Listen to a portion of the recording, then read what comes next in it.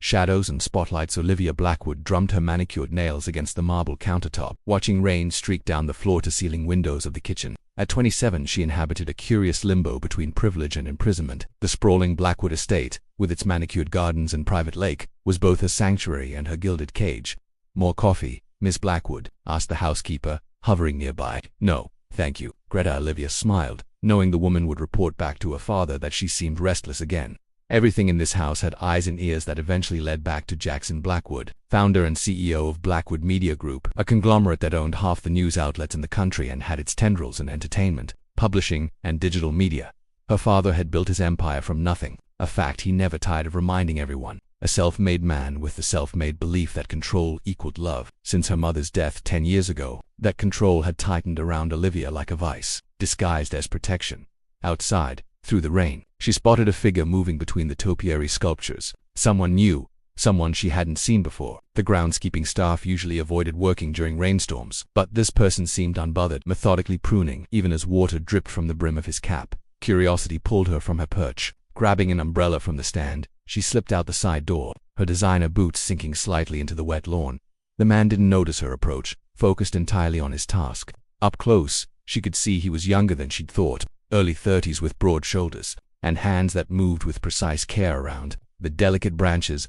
"You know, you don't have to work in the rain," she called out, startling him. He straightened, turning to face her. His eyes were a startling shade of amber, set in a face that carried both strength and weariness. For a moment, he seemed to study her, without the usual deference or immediate recognition she was accustomed to. "Plants don't stop growing when it rains," he said simply, his voice carrying a slight accent she couldn't place. "Sometimes the rain makes it easier to see what needs cutting away." Olivia blinked, unused to such direct responses. "I'm Olivia Blackwood," she said, extending her umbrella slightly to cover them both. "I know," he replied, a faint smile touching the corners of his mouth. "I'm Theo. Just Theo." "Well, just Theo. You're new here. Started Monday."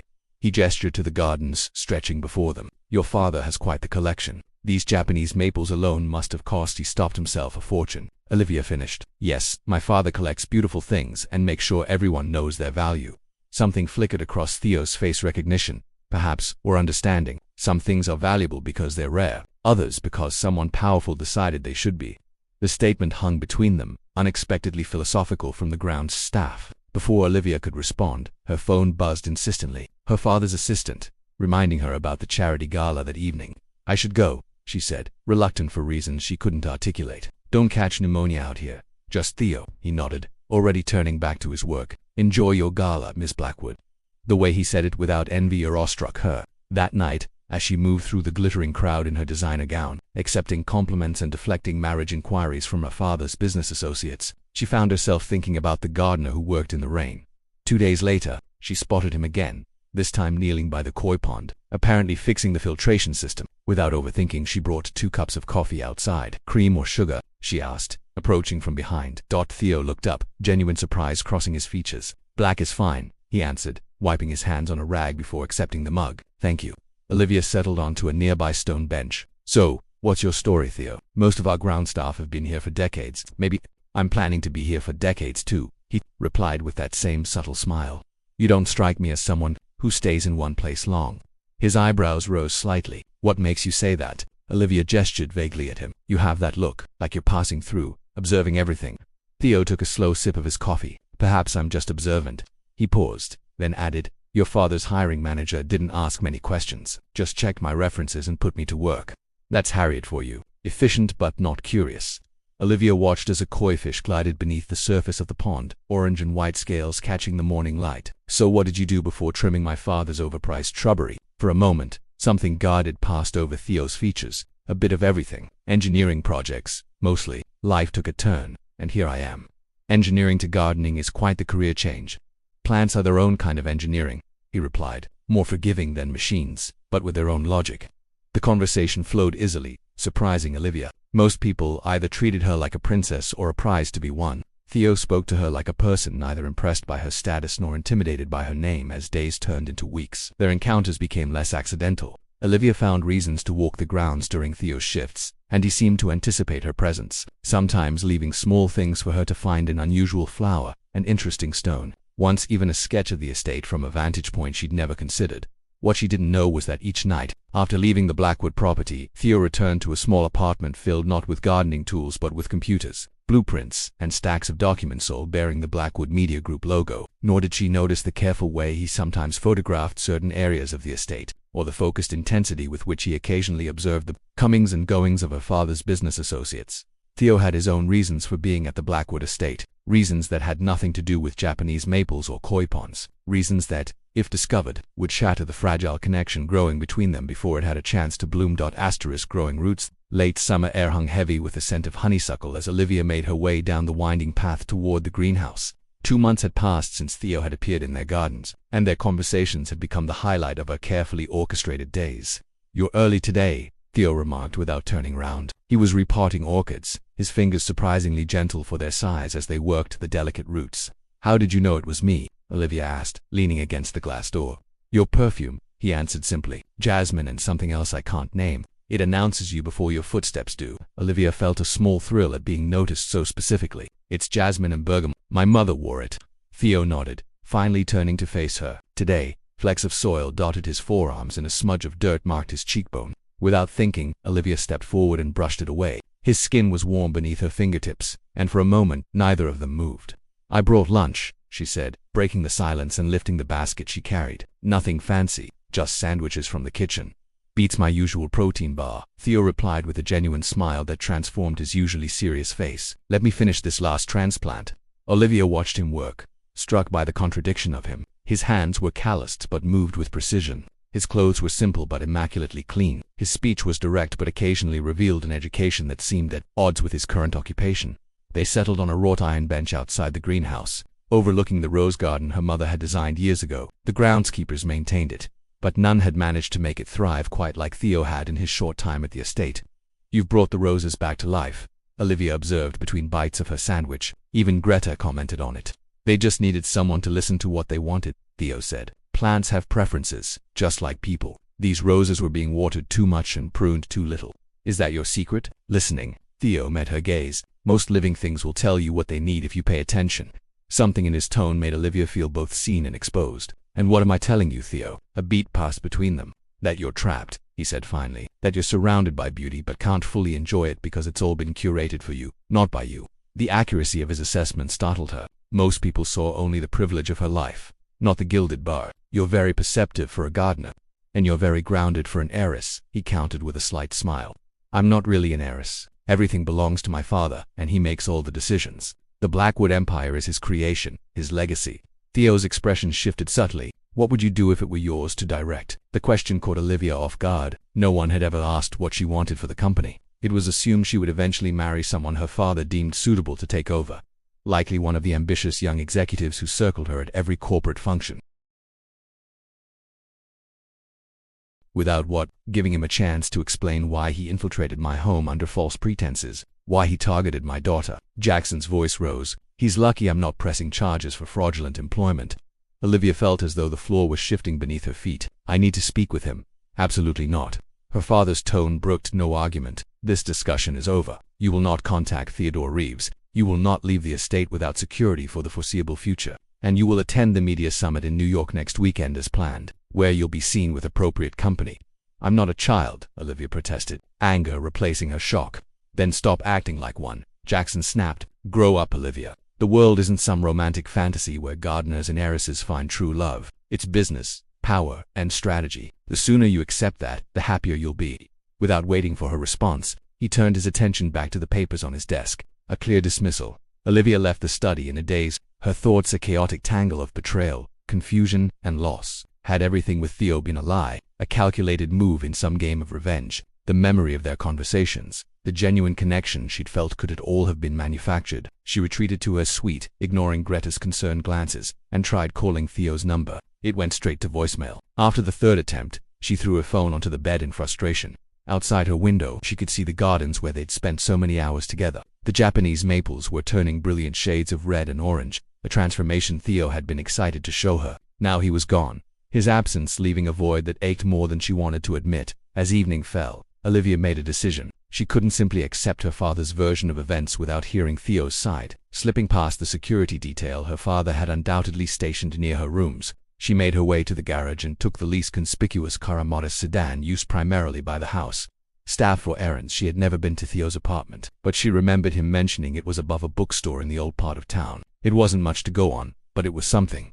After nearly an hour of searching, she found it a small, independent bookshop called Second Chapters, with apartments visible on the upper floor. Parking across the street, Olivia gathered her courage and approached. The bookshop was closed, but a separate entrance led to the apartments. She scanned the buzzers until she found T.I. Reeves, and pressed it before she could lose her nerve.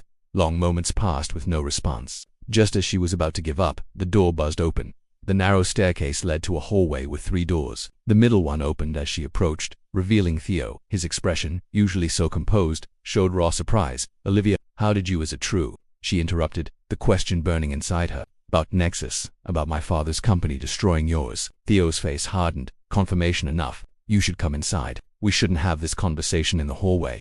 The apartment was small but meticulously organized. What immediately caught Olivia's attention, however, were the walls. One entire section was covered with newspaper clippings, photographs, and documents all related to Blackwood Media Group.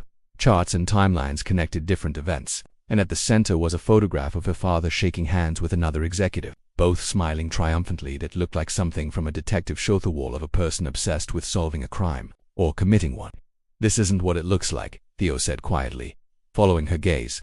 "It looks like you've been investigating my father," Olivia replied, her voice barely above a whisper. "It looks like you took the gardening job to get close to him, to us." Theo ran a hand through his hair, a gesture of frustration she'd come to recognize. "Yes, I took the job to gain access to the estate, but not for the reasons you think." "Then explain it to me," she challenged, fighting to keep her voice steady. "To explain why you lied about who you are, why you have a wall dedicated to my family's company, why you," her voice caught, "why you got close to me." Theo's amber eyes met hers, and in them she saw conflict, regret, and something else she couldn't name.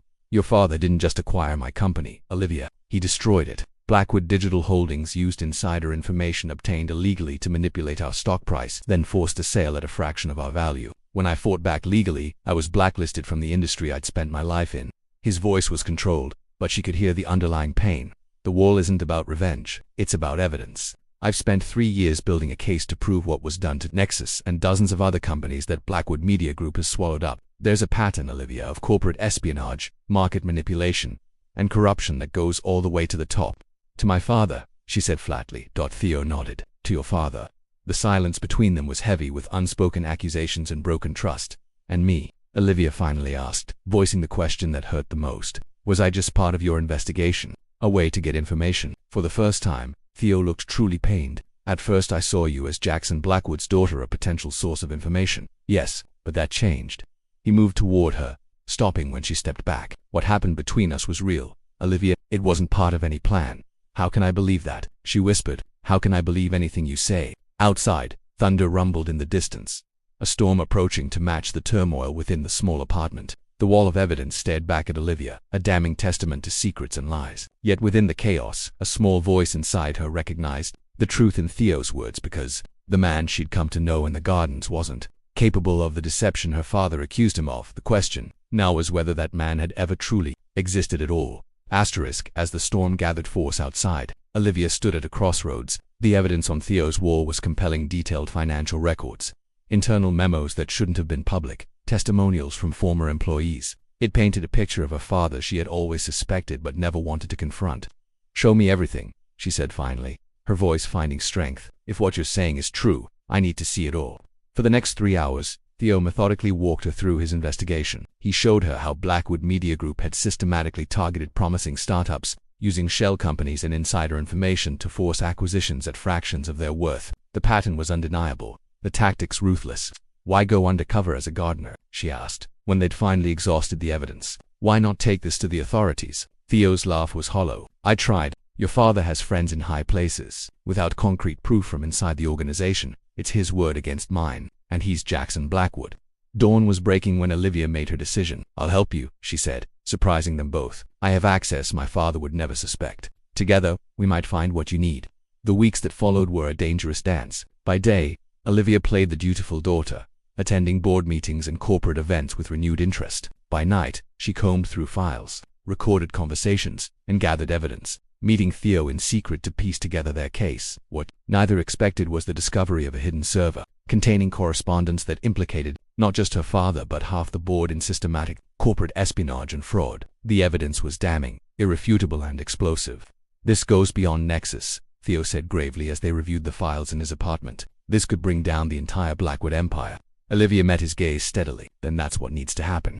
Before they could act, however, Preston's security team traced Olivia's movements and discovered their alliance. Jackson Blackwood moved swiftly, deploying private security to seize Theo's research and detain him on fabricated charges of corporate espionage. But they had underestimated Olivia. Having anticipated her father's reaction, she had already secured copies of all evidence and established contact with a federal prosecutor known for her independence from corporate influence.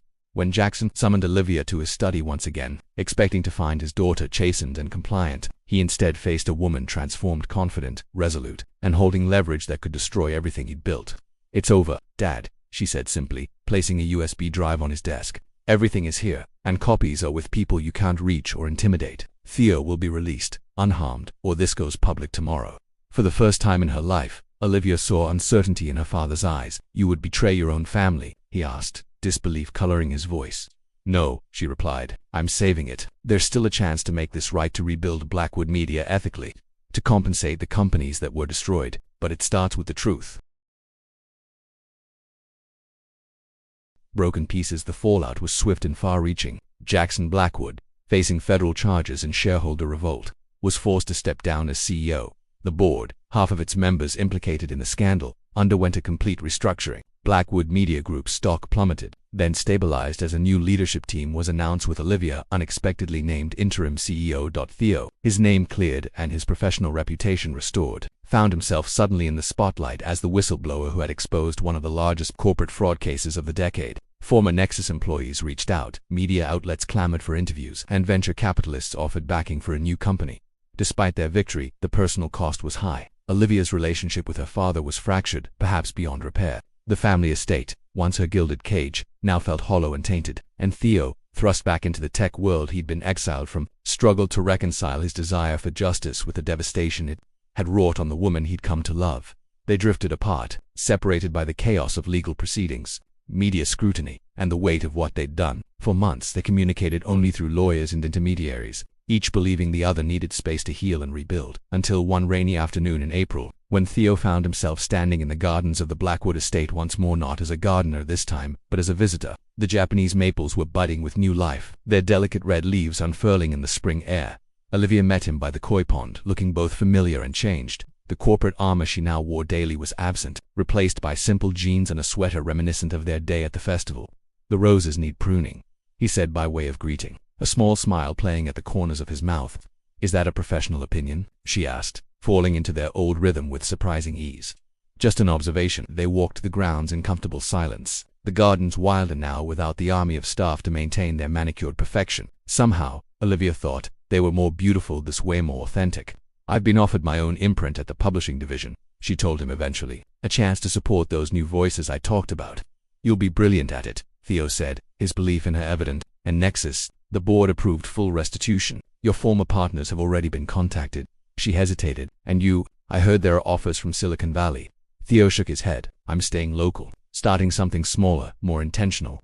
The unspoken question hung between them: where did they go from here? Their beginning had been built on half-truths and hidden agendas. Their middle had been a storm of revelations and painful choices. What could their ending possibly be? "I missed you," Olivia admitted finally, voicing what her pride had kept contained for months. Theo reached for her hand, his touch tentative but warm. "I missed the woman who brought me coffee and asked too many questions, who saw value in a gardener's perspective and trusted her own instincts, even when they went against everything she'd been taught." "She's still here," Olivia said softly, changed. But here, as rain began to fall around them, neither moved to seek shelter. There was something fitting about standing in the storm together, finally seeing each other clearly without pretense or deception. "We could start again," Theo suggested. "No secrets this time." Olivia considered this, thinking of all they'd been through and all that still lay ahead: the company's rehabilitation, her father's eventual trial, the scrutiny that would follow them both. "Not again," she decided. "Forward. We start forward, with everything we know about each other, everything we've survived." In the greenhouse where they'd shared so many conversations, they took shelter from the rain and began the careful work of building something new, not from untouched materials, but from broken pieces made stronger in their mending. New foundations 1 year later. The Blackwood Media headquarters had undergone a transformation as profound as the company itself. Gone were the intimidating dark marble and imposing portraits of former executives. In their place, open workspaces filled with natural light welcomed employees and visitors alike. Olivia, no longer interim but confirmed as CEO by a reconstituted board, had systematically rebuilt the company's reputation through transparency, ethical practices, and a commitment to rectifying past wrongs. The publishing division's new imprint, Phoenix Press, was already making waves with its diverse authors and boundary-pushing titles. In a glass-walled conference room overlooking the city, Olivia concluded a meeting with potential partners for their latest venture incubator program designed to support tech startups with mentorship and resources rather than predatory acquisitions. Ms. Blackwood, your 3 o'clock is waiting in your office. Her assistant reminded her as the meeting dispersed. Theo was examining the view when she entered, his reflection visible in the floor-to-ceiling windows. He turned at the sound of the door, his smile immediate and genuine. The mighty CEO, he teased gently, still scheduling time for mere mortals. Only the interesting ones, she replied, crossing the room to greet him properly with a kiss. Their relationship had evolved alongside their professional lives thoughtfully, deliberately, with an honesty that sometimes hurt but always healed. Theo's new company, Foundry Systems, focused on cybersecurity for nonprofits and independent media outlets, operating from renovated offices in the same building as the old bookstore. How was the board meeting? He asked, knowing she'd been presenting the quarterly results that morning. Surprisingly positive. The ethical restructuring is paying off, not just in reputation but in actual revenue. Turns out treating people fairly is good business. She sank into the couch by the window, kicking off her heels with a sigh of relief. And your presentation at the tech conference? Standing room only. Apparently, corporate whistleblowing followed by a successful startup makes for an intriguing speaker bio.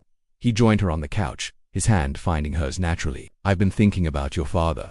Olivia tensed slightly. Jackson Blackwood, having taken a plea deal that spared him prison time but banned him from any corporate leadership role, had retreated to a remote property in Montana. They hadn't spoken in months. What about him? I think you should reach out, Theo said carefully. Not for his sake, but for yours. There are still conversations you need to have. It was a testament to their growth that Olivier didn't immediately dismiss the suggestion. Perhaps, she acknowledged, but not yet. Some foundations need more time to settle. Later that evening, they walked together through a different garden, the community space they'd helped establish. In a formerly neglected part of the city, children played among raised vegetable beds while local residents tended flowering plants and exchanged gardening tips. From Japanese maples to community tomatoes, Olivia mused, watching a group of teenagers learn about composting from an elderly neighbor. Quite the horticultural downgrade. Theo's laugh was warm. I don't know, these gardens feed people, bring them together. Seems like an upgrade to me. As sunset painted the sky in colors reminiscent of their first evening by the lake, Theo led Olivia to a newly completed section of the garden. Small clearing with a bench surrounded by carefully tended wildflowers. A plaque nearby read simply, for new beginnings. I had some help from the community kids, he explained, suddenly looking uncharacteristically nervous. They're surprisingly good at keeping secrets. Before Olivia could respond, he reached into his pocket and withdrew a small wooden box. Unlike traditional velvet ring boxes, this one was handcrafted from the wood of a Japanese maple. I'm not one for grand gestures, Theo said quietly, but some moments deserve marking. He opened the box, revealing a ring with a simple designer band of rose gold supporting not a diamond, but a small, perfect piece of amber. The color of your eyes, Olivia whispered, recognition dawning. The first thing I truly noticed about you, he confirmed, when you interrupted my pruning in the rain, and I realized you were nothing like I expected Jackson Blackwood's daughter to be. He didn't kneel, but took both her hands in his. We've seen each other at our worst and our best. We've built and destroyed and rebuilt together. I don't want to start again or even move forward. I want to grow, with you, wherever that leads us. Olivia felt tears gathering, unexpected and welcome. Are you asking me something? Theodore Reeves. His smile was everything she'd come to love, honest, warm, slightly challenging. I'm asking if you'll marry me, Olivia Blackwood. Not for alliances or appearances or advantage, just for us.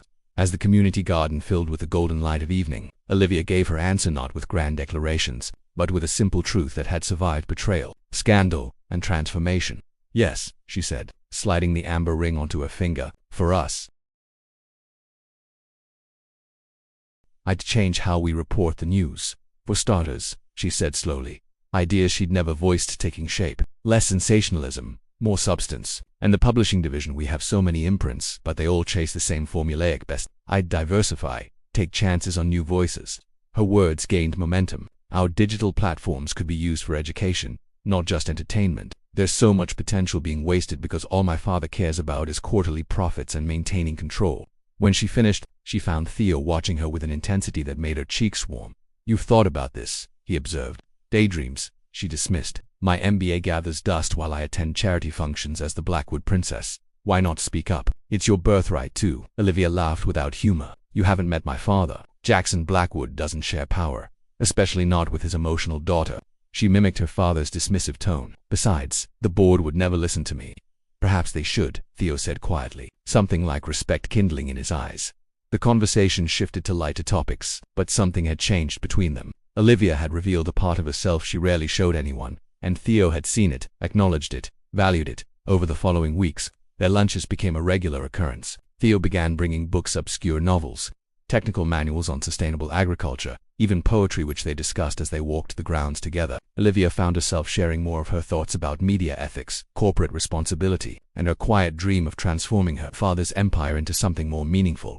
What surprised her most was how much Theo knew about these subjects. His insights into business strategy and media trends seemed incongruous with his role. But when she questioned it, he simply mentioned a previous life with a wry smile that discouraged further inquiry. One evening, as September painted the sky with vivid oranges and purples, Theo showed her a hidden spot on the property, a small clearing by the lake that offered a perfect view of the sunset. They sat side by side on a fallen log, comfortable in each other's silence. "I've lived here my entire life," Olivia said wonderingly, "and I never knew this place existed." "Sometimes the most beautiful spots are the ones no one has tried to improve," Theo replied, watching the light play across the water. As darkness began to fall, Olivia reluctantly mentioned needing to return to the house. Her father was hosting an important dinner with potential investors, and her absence would be noted. "Go charm the suits," Theo said with a smile that didn't quite reach his eyes. "Some of us have to finish the East Garden beds before tomorrow." Impulsively, Olivia reached for his hand. "Come to the fall festival with me this weekend. In town. No investors, no gardening, just normal people doing normal things." Surprise flickered across his face. "Is that wise? People will talk. Let them," she replied with newfound boldness. "I'm tired of living my life according to what others might say."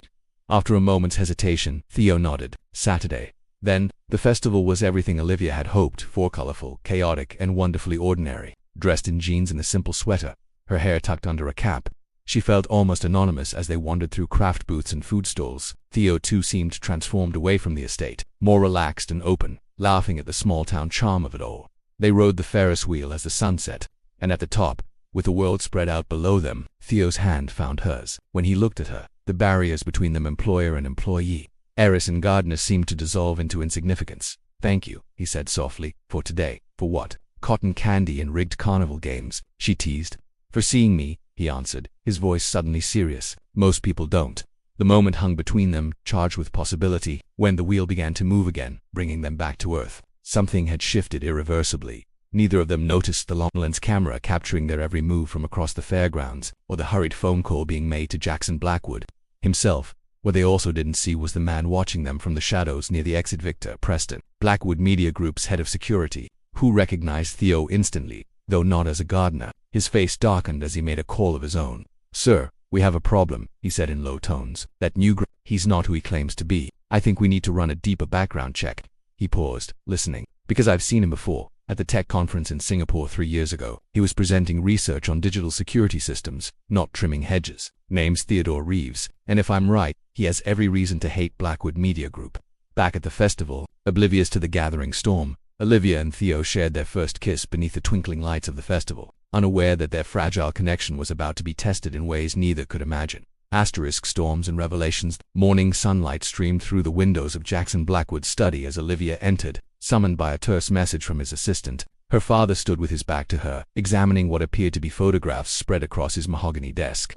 "Close the door," he said without turning. Olivia complied, a sense of foreboding settling in her stomach. Her father rarely called her to his study, preferring to deliver his opinions and directives during carefully orchestrated family dinners. When he finally faced her, his expression was thunderous. "Would you care to explain these?" He gestured to the desk. Stepping closer, Olivia felt her breath catch. The photographs captured her and Theo at the festival riding the Ferris wheel, sharing cotton candy, and most damning of all, kissing beneath the string lights. "You had me followed." Her voice rose with indignation. "I had you protected," Jackson corrected, his tone icy. "Which appears to have been necessary, given your lapse in judgment." Olivia felt heat rising to her cheeks. At 27, she was well past needing her father's approval for her personal life. Yet here she stood feeling like a scolded teenager. "Theo is a good man," she said firmly, And my private life is my own. Jackson's laugh was devoid of humor. Private? Nothing about being a Blackwood is private, Olivia. Everything we do reflects on the company, on our legacy. He picked up one of the photos, examining it with distaste. And this gardener of yours, he's not who you think he is. A chill ran through her. What are you talking about? Her father pressed a button on his desk phone. Send in Preston. Moments later, Victor Preston entered, his presence filling the room with an air of efficient menace. As head of security for Blackwood Media Group, Preston was known for his thoroughness and discretion. Tell my daughter what you discovered about her friend, Jackson instructed. Preston cleared his throat. Theodore Reeves III, not just a gardener, Ms. Blackwood. Until 3 years ago, he was co-founder and chief technology officer of Nexus Innovations, a promising cybersecurity startup. The name struck a chord of recognition in Olivia. Nexus had been in the business news briefly, something about a meteoric rise and then a sudden collapse. What happened to the company? She asked, despite herself. Preston glanced at her father before continuing. It was acquired by a subsidiary of Blackwood Digital Holdings. Shortly after, its assets were stripped, its patents absorbed, and its staff let go. A standard business acquisition, Jackson interjected dismissively. The company had potential but flawed leadership. We simply extracted the valuable parts. Olivia's mind raced, connecting pieces of a puzzle she hadn't known existed. And Theo, what happened to him? He fought the acquisition, Preston continued. Claimed your father's company used insider information to manipulate Nexus's stock, forcing them into the sale. He filed lawsuits, made accusations in industry publications, all of which were appropriately handled by our legal team. Silenced. You mean, Olivia said? The reality of her father's business practices hitting her anew. Jackson waved a hand dismissively. He was compensated fairly. That he squandered whatever settlement he received is hardly our concern. The point, Miss Blackwood, Preston interjected, is that Mr. Reeves has spent the past 3 years publicly blaming your father for destroying his company and his career. And now he's wormed his way onto the Blackwood estate, close to the family. The implication hung heavy in the air. You think he's using me for what? Revenge? The idea was absurd to Olivia, who had seen the genuine connection growing between them. Information, access, leverage, take your pick, her father said coldly. Men like Reeves don't accept defeat. They plot, they scheme, they wait for opportunities. You don't know him, Olivia insisted, though doubt had begun to creep into her mind. And apparently neither do you, Jackson countered. Did he mention any of this during your dalliance? His previous career, his company, his vendetta against your family? Olivia's silence was answer enough. He's been dismissed, her father continued, satisfaction evident in his tone. Preston escorted him off the property this morning. His personal effects will be sent to whatever address he provides. You fired him, without even... In the distance, the Blackwood estate stood on its hill, its gardens now open to the public as part of the restitution agreement. The Japanese maples would soon turn brilliant red again, a reminder of where their story had begun. But here, among wildflowers and vegetable plots, surrounded by a community building something new together, Olivia and Theo planted the seeds for a different kind of legacy, one rooted not in power or control, but in growth, truth, and second chances. As darkness fell and stars appeared overhead, they remained on the bench, planning not an empire but a life challenging and entirely their own.